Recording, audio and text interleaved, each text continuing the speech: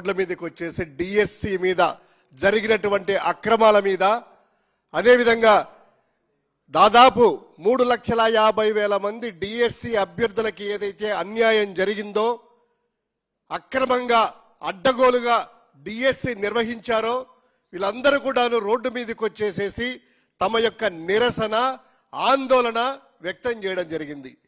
ఈ యొక్క సక్సెస్ అయినటువంటి ఈ ర్యాలీలను వీటిని చూసేసి తెలుగుదేశం పార్టీకి సంబంధించినటువంటి అనేక మందిని మీడియా మీదకు పంపించి పిచ్చి పిచ్చిగా మాట్లాడిస్తున్నారు.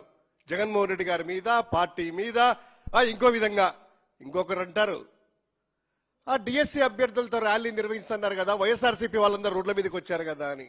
అరే బాబు, మేము పిలుపునిచ్చింది, వైఎస్ఆర్ కాంగ్రెస్ పార్టీ పిలుపిచ్చింది యువజన విద్యార్థి విభాగం ఆధ్వర్యంలో ఈ రాష్ట్రంలో ర్యాలీలు జరుగుతాయి. ఇందులో నిరుద్యోగులు, యువత, జంజీ బ్యాచ్ పాల్గొంటుందన్నాము. అంతకు మించి స్థాయిలో ఈరోజు రెస్పాన్స్ వచ్చింది. ఈ యొక్క రెస్పాన్స్ చూసే మీరందరూ కూడా పిచ్చి పిచ్చిగా ప్రేలాలు నడుపుతున్నారు. ఇంకొకటి ఆయన అంటారు, లోకేష్ గారు ఛాలెంజ్ చేస్తారంట ఎవరికి? జగన్మోహన్ రెడ్డి గారికి కండిషన్స్ బేసిస్ మీద. చూడండి, డిఎస్సి మీద జగన్మోహన్ రెడ్డి గారు ఈరోజు కాదు, దాదాపు 2 నెలల నుంచి వైఎస్ఆర్ కాంగ్రెస్ పార్టీ ప్రతిరోజు పోరాటాలు చేస్తూ ఉంది. మీడియా ముఖంగా చెప్తా ఉన్నాము, ఈ ప్రభుత్వాన్ని ప్రశ్నిస్తున్నాము. ముఖ్యంగా వైఎస్ జగన్మోహన్ రెడ్డి గారు, మాజీ ముఖ్యమంత్రి గారు, ఈ యొక్క డిఎస్సిలో జరిగినటువంటి అవకతవకలని, అక్రమాలను ఆధారాలతో సహా దాదాపు 100 ప్రశ్నలు విత్ ప్రూఫ్స్తో, ఆధారాలతో సహా ఇది అనేసి మీడియా ముఖంగా చెబితే ఏ ఒక్క మంత్రి ముందుకు రాలేదు. కేవలం అధికారులతోనో వాళ్ళతోనో పంపించేసేసి, లేదా ముఖ్యమంత్రి గారు ప్రభుత్వ కార్యక్రమాల్లో జగన్మోహన్ రెడ్డి గారిని, పార్టీని తిట్టడం తప్ప, ఇదిగో జగన్మోహన్ రెడ్డి గారు మీరు అడిగారు కదా, ఈ ప్రశ్నకు సమాధానం ఇదిగో అని ఆధారాలు ఇచ్చారు కదా, ఈ ఆధారాలు తప్పని చెప్పడానికి మీకు ఒక్క ఆధారం ఉన్నా కూడా బయటకు వచ్చేవాళ్ళు కదా. అలా కాకుండా ఏదో సందర్భంలో తాడేపల్లికి వచ్చారంట, ఆయన ఏదో శిలాఫలకం స్టార్ట్ చేయడానికో శంకుస్థాపనకు వచ్చారట.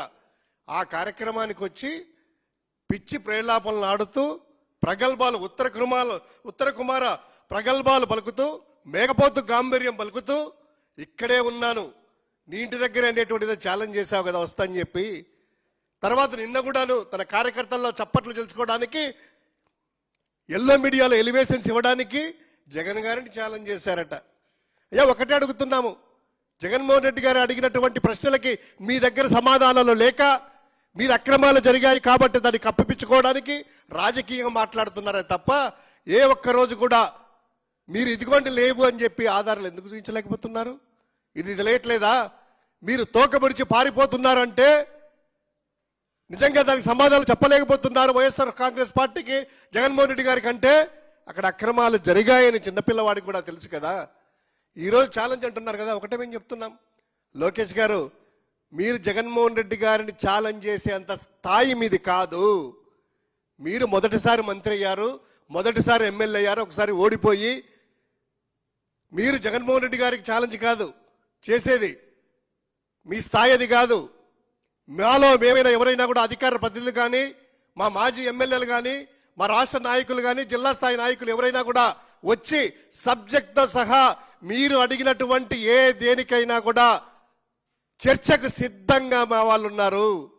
ఒకవేళ మీరు గొప్పగా ఊహించుకొని మా స్థాయి మీరు పెద్దది, మీ స్థాయిని ఊహించుకుంటే, మా పేర్నేని గారు, మాజీ మంత్రివర్యులు పేరు నాని గారు మే 28వ తారీఖున ఛాలెంజ్ చేశారు. లోకేష్ గారు మీ కూటమికి, చంద్రబాబు నాయుడు గారికి ఎవరైనా కూడా సవాల్కి సిద్ధం, ఛాలెంజ్ జరుగుతున్నాను, ఇవన్నీ నిజము, స్పోర్ట్స్ కోటాలో అక్రమాలు జరిగాయి, మిగతా దగ్గర అక్రమాలు జరిగాయి, మీరు జిల్లా స్థాయిలో నిర్వహించేటువంటి పరీక్షల్ని రాష్ట్ర స్థాయిలో ఎందుకు రిలీజ్ చేశారు, డిఎస్సి అంటేనే డిస్ట్రిక్ట్ సెలక్షన్ కమిటీ కదా, అక్కడ ఎందుకు ట్రాన్స్పరెన్సీగా ఇవ్వలేదు అని ఓపెన్ ఛాలెంజ్ చేశాడు. దానికి ఎవ్వరు కూడా సమాధానం లేదు.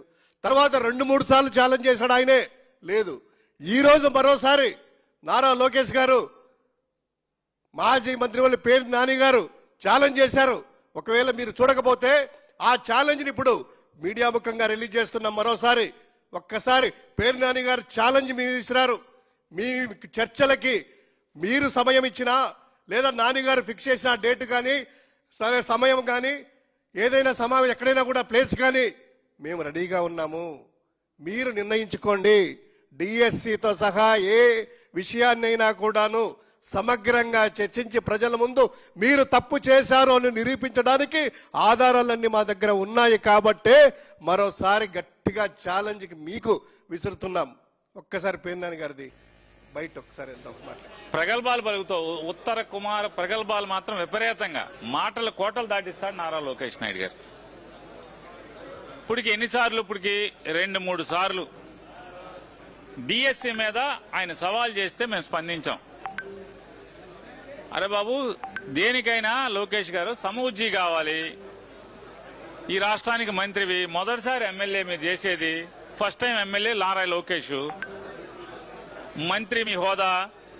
అరే మేము కూడా మంత్రాలకు పెట్టిన వాళ్ళు ఉన్నాం, మేము వస్తామని చెప్పి సమయం చెప్పు, డేట్ చెప్పు, ప్లేస్ చెప్పు అని చెప్పి మేము కూడా ప్రతి సవాల్ చేశాం. నీకు చేత కాకపోతే నాని నువ్వే ఫిక్స్ అయ్యని చెప్పు, నేను పెడతానని చెప్పాను. దానికి ఉలకో పలకో ఇవాళ కార్యకర్తలతో 4 గోడల మధ్య చప్పట్లు కొట్టించుకుంటాకి జగన్ రావట్లేదు, నేను పిలుస్తున్నాను. విన్నారా లోకేష్ గారు?